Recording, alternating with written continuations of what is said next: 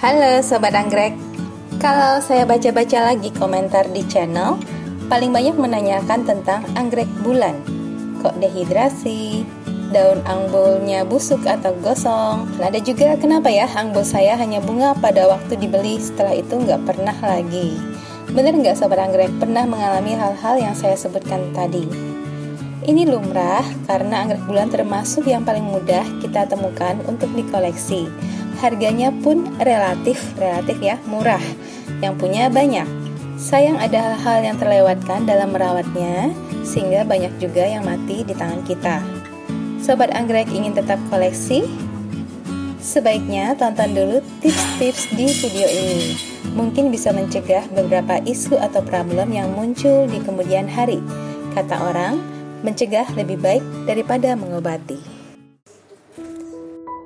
Kita kenalan dulu ya Sobat Anggrek dengan anggrek bulan, buat pengetahuan umum kita saja.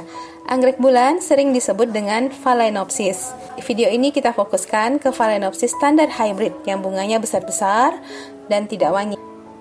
Anggrek ini gampang dikenali dari daunnya yang berbentuk lonjong melebar, oblong kata orang. Ini ciri khasnya, tidak susah membedakan anggrek ini dari anggrek lainnya. Bidang daunnya lebar memanjang, ada juga yang bulat dari sononya. Cenderung mengkilat, ada yang tidak, itu tergantung turunannya. Tumbuh tanaman ke atas dalam satu poros, termasuk jenis anggrek monopodial. Jadi daun lebarnya tumbuh gantian ke kiri dan ke kanan, kemudian daun berikutnya tumbuh lagi sejajar di atasnya. Akarnya cukup besar, berdaging, mengandung klorofil. Kalau di bagian pot yang terkena cahaya, pot transparan Sobat Anggrek perhatikan, warnanya bisa hijau atau ungu. Tapi kalau kita bongkar medianya, anggrek akar yang di bagian tengah warnanya putih karena klorofilnya tidak terbentuk. Akar yang sedang tumbuh, aktif, meruncing, seperti ini. Warnanya kekuningan, mengkilat, atau ungu lebih muda tapi mengkilat. Sering juga akar anggrek bulan keluar dari media, disebut sebagai akar udara atau air roots. Akar ini bisa tetap hidup di udara tanpa media. Saya suka banget ngeliatin akar anggrek bulan melingkar-lingkar di dalam pot transparannya. Seperti ini Sobat Anggrek. Spike. Nah, kita ngomongin spike sekarang. Tangkai bunga tumbuh di antara dua daun, tepatnya dari batang di tengah-tengah, dua daun di atas sama bawahnya. Spike-nya biasanya panjang, butuh 6-9 minggu sampai bunga mekar. Bentuk bunganya seperti moth, apa tuh ya? Ngengat, lebar membulat seperti ini. Phalaenopsis merupakan jenis anggrek yang paling banyak dikembangkan di seluruh dunia. Bahkan jadi industri komersialisasi di beberapa negara seperti Taiwan, Thailand, Hawaii bukan negara ya. Ya anyway. Terus Belanda juga ada semacam pabrik anggrek bulan karena jenis ini cocok sekali untuk bunga potong dan dekorasi. Selain itu, dia sangat cocok sebagai anggrek koleksi karena pilihan warnanya macam-macam. Polanya pun beragam. Sekalian kita masuk dulu ya ke poin pertama yang ingin saya bahas. Poin yang perlu dipertimbangkan Sobat Anggrek sebelum membeli anggrek ini adalah 1. Corak bunganya beragam, warnanya juga, dan awet. Ini yang penting. Anggrek ini ditawarkan dalam berbagai ukuran. Kita bisa membeli yang masih seedling, masih remaja, dewasa, baru spike, atau sudah mulai bunga. Semuanya ada tuh kalau Sobat Anggrek cek di penjual atau di toko online. Kalau saya suka yang sudah bunga, tapi saya pilih yang knopnya baru mekar 1 atau 2. Spike ini bisa bertahan berbulan-bulan daerah panas. Kalau daerah dingin bisa lebih awet lagi. Dan ada kecenderungan menumbuhkan knop susulan kalau kondisi anggrek cukup sehat. Kenapa saya pilih yang baru bunga begini? Karena saya bisa pilih corak yang saya suka. Yang kedua, nggak rugi karena tetap lama bisa menikmati bunganya. Yang ini contohnya, saya beli di awal Agustus, saat itu baru mekar 1-2 knop, dan ada 14 knop yang belum mekar. Sampai akhir Oktober masih mekar, hampir 3 bulan ya. Saya nggak rekomen beli yang remaja. Ini pembanding saja dengan sobat anggrek. Remaja itu ukurannya segini, butuh 1 hingga 1,5 tahun lagi hingga usia bunga. Nggak sukanya karena nggak gampang membungakan anggrek bulan daerah panas. Ditambah kalau ini seedling itu hasil silangan ya, belum tentu nanti keluar bunganya. Saya suka dengan corak bunganya, karena seedling itu bisa banyak sekali variasi. Bisa juga kita beli yang baru tumbuh spike untuk mengatasi susahnya spike di daerah panas. Ini bisa seperti anggrek yang ini, saya beli saat spike baru muncul beberapa senti. Harganya bisa lebih murah, sekitar 20 ribuan. Resikonya pas mekar, ternyata fotonya nggak sesuai dengan contoh foto dari seller, padahal katanya cloning. Ditambah lagi, spike yang tumbuh daerah panas, jarang yang knopnya banyak. Jadilah walaupun spike-nya 2, bunganya hanya 3. PHP ya, tapi lumayan lah masih berbunga. Bisa juga bunganya dikit karena baru pertama kali bunga. Bulan di tempat saya bisa berbunga kembali 6-7 kuntum setelah dirawat beberapa tahun. Mudah-mudahan kuntum berikutnya si orang ini lebih banyak ya. Jadi paling baik menurut saya sih beli saat sudah mulai mekar 1-2 knop. Pilih yang kuntum bunganya banyak biar lama bisa dinikmati.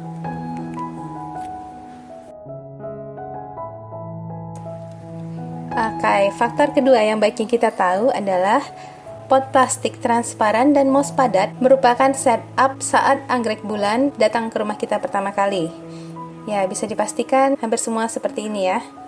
Kenapa? Karena mass production. Nursery meminimalkan biaya produksi agar harga anggrek bulan bersaing. Jadi pakai sphagnum moss sebagai media. Moss ini sejenis lumut yang dikeringkan. Saat kering dia fluffy, mengembang, disiram air sangat menyerap air, sehingga irit dalam hal penggunaan air untuk menyiram anggrek, irit pupuk, dan biaya perawatan. Tantangan bagi kita nggak biasa nih, nggak siram anggrek beberapa hari atau bahkan beberapa minggu. Rasanya gatel tangannya sobat anggrek. Makanya saya biasa repotting anggrek bulan ke setup yang cocok untuk saya. Ada video repotting anggrek bulan ke setup semi hidroponik dengan pot molen. Ada juga yang saya pakai pot tanah liat, kurangi media mossnya sampai 1/3 di dasar. Silakan tonton videonya, saya tambahkan link di bagian atas ya. Anggrek bulan ini cukup tahan banting, mudah adaptasi. Mereka nggak masalah sih, oke-oke saja ganti media dengan berbagai setup. Hanya saja kalau kita beli saat sedang spike, tuh sayang banget ya kalau kita langsung repotting. Kecuali ada isu emergency. Misalnya periksa akar, ternyata datang banyak yang akarnya busuk, mossnya sudah tidak begitu baik, dicoba dipegang, gampang hancur atau berbau gitu ya. Atau juga mungkin ada hama, sehingga butuh emergency repotting.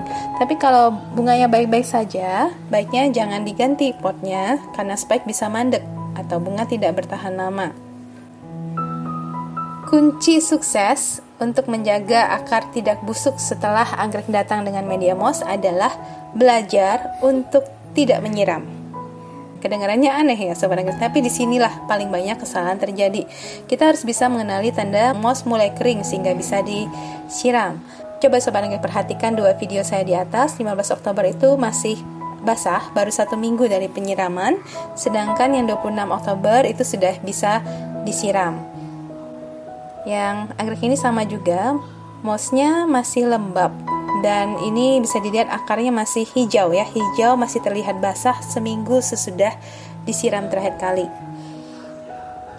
Silakan dibandingkan dengan yang tanggal 26 Oktober dan sudah 3 bulan saya praktekkan teknik ini, hanya siram pada saat akar warnanya sudah tidak hijau basah lagi, bahkan mulai berwarna keperakan seperti akar tadi roots, akar udara yang ada di luar media. Jadi kuncinya itu sobat anggrek, bisa menahan untuk tidak menyiram. Tantangannya adalah tidak ada rumus baku. Tidak bisa saya bilang siram seminggu sekali atau 10 hari sekali atau 3 minggu sekali, tidak bisa ya. Timing moss mulai kering sehingga bisa disiram itu beda-beda.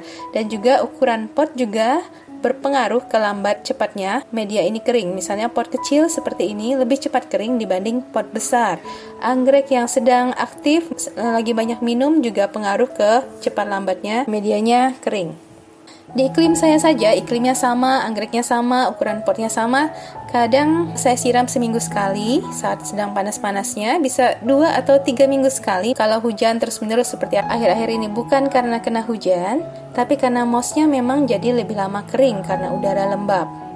Ya, tadi bisa dibandingkan ya video yang sudah boleh disiram di bagian kiri atas, sedangkan yang video utama ini belum. Karena agak panjang pembahasan topik ini, gak akan jelas kalau kita bahas di sini sekarang. Nanti saya buatkan video sendiri untuk mengenali timing pas boleh siram anggrek lagi di media moss, ditambah teknik penyiramannya. Saya selang-seling, kalau di media moss sekali pakai air pupuk, kali berikutnya pakai air untuk bilas agar tidak terjadi penumpukan pupuk. Mudah-mudahan minggu depan ini kita bisa discuss lebih dalam tentang topik ini. Sekarang kita lanjut dulu ke topik berikutnya. Anggrek bulan tidak butuh banyak cahaya, termasuk low light plant. Saya rasa sobat anggrek juga sering dengar. Masalahnya seberapa sedikit. Kalau kita kedikitan kasih, anggrek juga tidak akan tumbuh maksimal. Saya berikan ilustrasi pemberian cahaya untuk anggrek ini di tempat saya. Nanti silakan disesuaikan saja durasi maupun intensitas cahaya di tempat sobat anggrek masing-masing. Anggrek bulan ada yang saya tempatkan di balkon di sini, dan ada juga yang bagian pagar di sebelah sana.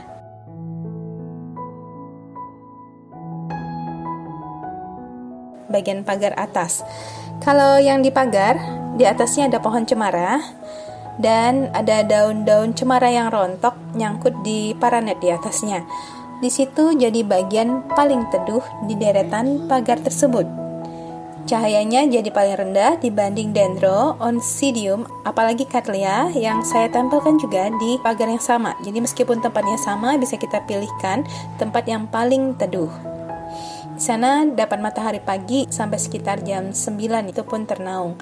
Nah, yang di teras ini, yang di balkon, yang sedang bunga saya taruh di sini sobat anggrek biar bisa sering-sering dilihat, dinikmati ya. Sekarang jam 7:15 pagi. Anggrek dapat cahaya matahari langsung hanya dari celah-celah atap dengan atap tetangga. Soalnya satu tembok ya dengan tetangga di tempat saya. Jadi ada celah atap, disitulah dia dapat lebih kurang 15-20 menit cahaya langsung matahari pagi. Setelah itu dapat cahayanya difilter. Ini saya lihatkan ke sobat anggrek, ini balkon rumah saya. Di atasnya ada atap permanen.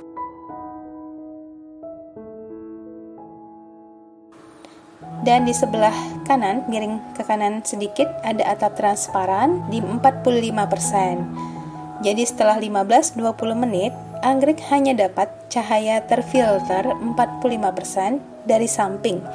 Itu pun maksimal sampai jam setengah 10 pagi. Gitu gambarannya, sobat anggrek dapat ya. Bisa dikira-kira di mana penempatan yang cocok untuk anggrek bulan di rumah masing-masing. Mungkin ada yang nanya nih, beneran cukup cahayanya segitu saja Mbak Dari? Tinggal diamati saja anggrek bulannya tumbuh apa tidak. Anggrek ini merupakan jenis yang tumbuhnya continuous. Selalu ada pertumbuhan, baik spike, bunga, akar maupun daun baru. Kalau tidak ada yang tumbuh padahal anggreknya segar, nutrisinya rutin dan benar, berarti kurang cahaya. Bisa ditingkatkan pelan-pelan. Yang penting, jangan kasih jenis ini cahaya matahari langsung di atas jam 10 pagi karena daunnya gampang gosong. Bukan cahaya ya yang bikin gosong, tapi panas dari cahaya matahari tersebut.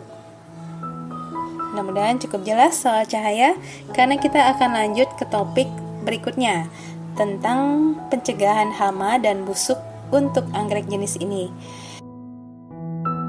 Hama yang suka banget daun anggrek ini adalah jenis-jenis spider mite atau tungau. Ada juga jenis serangga penghisap lainnya seperti scale, kutu perisai, kutu sisit. Phalaenopsis semihidroponisa ini contohnya, daun atas terlihat segar. Ini karena berapa bulan terakhir saya treatment dengan ramuan anti spider mite. Silakan cek di link di atas ya. Itu komposisinya apa saja, gampang kok dari bahan-bahan yang sobat anggrek bisa temukan.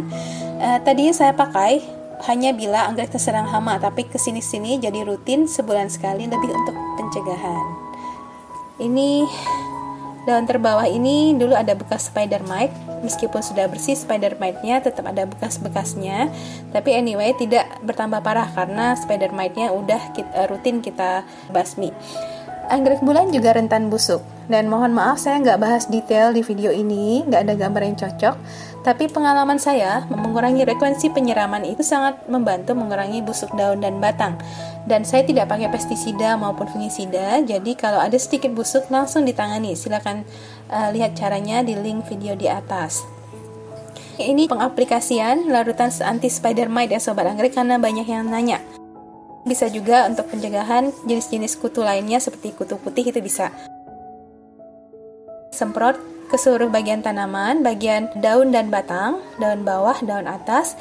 Bunganya jangan disemprot dan akar juga jangan. Kalau akar terkena perlu dibilas, tapi yang di daun dan di batang itu tidak perlu dibilas. Ini beneran, akhirnya saya terapkan sebulan sekali ke semua anggrek ini sobat, yang bukan hanya anggrek bulan, karena membantu sekali untuk mencegah spider mite, kutu putih, dan jenis hama-hama pengisap lainnya.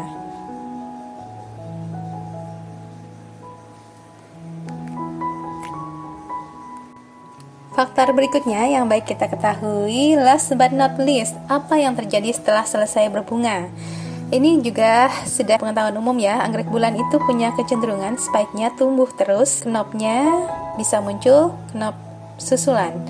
Phalaenopsis putih saya ini contohnya, sekarang bunganya ada 5, sebelumnya pertama-tama bunganya 7, setelah rontok tumbuh lagi 3, dan sekarang 5, nyicil ya. Sampai panjang sekali spike-nya. Tapi tidak saya potong, karena selama spike-nya belum mengering, jangan dibuang. Maksudnya jangan dipotong sampai pangkal. Siapa tahu bisa tumbuh lagi knopnya. Bagian mana yang tumbuh? Biasanya ada di ujung spike sobat. Contohnya Phalaenopsis orange saya ini. Di sini ada kelihatan ya. Ini kelihatannya akan ada knop susulan mau tumbuh lagi nih. Apalagi ya? Mungkin daun menguning. Nah ini juga ada yang tanya, bahaya ndak daun anggrek bulan saya kuning? Biasa pada anggrek bulan saat bunganya hampir selesai, dia akan siap-siap numbuhin daun baru, siap-siap tumbuh vegetatif lagi. Kalau nutrisinya kurang atau telat mupuk, dia akan swift mengalokasikan cadangan energi terutama nitrogen dari bagian tanaman yang sudah tidak paling berguna, akan dibuang sama si anggrek untuk menumbuhkan daun baru. Dan ini seringkali daun paling bawah, karena daun paling bawah ini tidak bisa fotosintesis lagi, tertutup sama daun di atasnya, tidak maksimal. Jadi selama yang kuning hanya 1-2 daun paling bawah, gak perlu cemas sobat anggrek. Malah ini jadi pertanda pupuknya bisa kita tingkatkan di masa-masa ini, karena anggreknya siap tumbuh lagi. Kalau yang kuning bagian atas jumlahnya lebih dari 3, itu baru kita waspada ya, ada yang salah pada anggrek bulan kita. Kapan bisa berbunga lagi? Nah, ini dia pertanyaan paling sering. Pernah saya bahas ya, secara umum anggrek bulan itu setidaknya butuh tumbuhkan 2 helai daun baru lagi sesudah bunganya layu. Khusus untuk anggrek bulan ada syarat tambahan untuk jenis Phalaenopsis standar hybrid ini, yakni penurunan temperatur. Dulu saya pikir tak mungkin lah bisa bungain jenis Phalaenopsis ini di tempat yang stabil hangatnya di malam hari seperti tempat saya. Sepanjang tahun itu nggak ada malam yang dingin banget, apalagi butuh sampai 2 minggu ya. Jadi ya saya sekedar menikmati pas dibeli berbunga saja. Makanya tidak banyak koleksi anggrek bulan saya. Ternyata makin kesini Phalaenopsis makin sering berbunga kembali. Dari hanya 7 Phalaenopsis kompleks hybrid saya, ada 4 yang pernah berbunga lagi, dan 2 diantaranya sudah lebih 2 kali. Jadi teori butuh penurunan temperatur di bawah 18 derajat Celcius selama 2 minggu itu rasanya nggak 100% benar juga ya. Meskipun ya kalau temperatur di tempat sobat anggrek bisa sampai segitu, beruntung deh, karena peluang anggrek bulan spike lebih besar.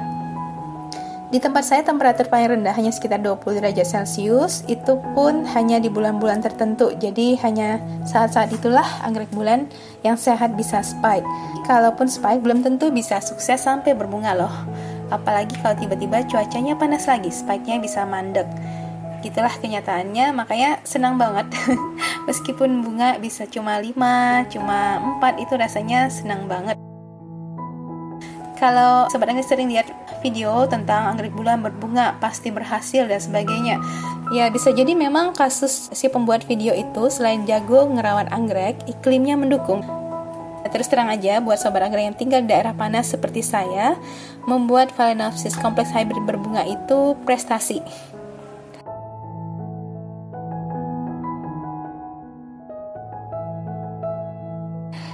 Nah, bagaimana? Semoga fakta dan tips yang kita bahas tadi bermanfaat bagi Sobat Anggrek yang sedang ingin menambah koleksi anggrek bulan ya. Tetap nekat walau di daerah panas, silakan Sobat Anggrek. Saran saya pilih beberapa saja yang bunganya benar-benar favorit.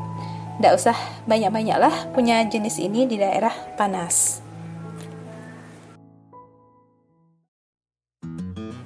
Sekarang bagian penutup. Biar suasananya nggak pesimis atau sedih ini bagi Sobat Anggrek yang tinggal daerah panas. Untungnya dunia ini luas. Ada banyak sekali jenis Phalaenopsis anggrek bulan, sehingga ada Phalaenopsis untuk semua. Di daerah panas maupun juga dingin ya, bisa juga. Sekarang yang sedang naik daun itu anggrek bulan koleksi jenis-jenis Novelty Phalaenopsis. Apa itu Novelty Phalaenopsis? Simpelnya termasuk di dalamnya anggrek spesies yang sering kita kenal, Amboinensis, Belina, Violacea, ada juga Venosa, Cornucervi, Fimbriata, banyak banget. Indonesia merupakan rumah dari Novelty Phalaenopsis ini, dan sekarang ini banyak muncul silangan-silangannya. Jenis ini bisa dikenali dari daun yang lebih tipis, mengkilat, bunganya hanya 1-2, tapi wangi. Yang lebih penting, tidak perlu penurunan temperatur untuk bisa spike dan berbunga maksimal. Saya sedang memperbanyak koleksi jenis ini. So, stay tune Sobat Anggrek di channel YouTube Teras Anggrek. Kedepan akan semakin menantang dan menarik koleksi anggrek yang akan kita bahas. Saya Hutang ya, sharing teknik penyiraman untuk media moss ke Sobat Anggrek minggu depan ya. Tetap sehat dan semangat dalam merawat anggrek.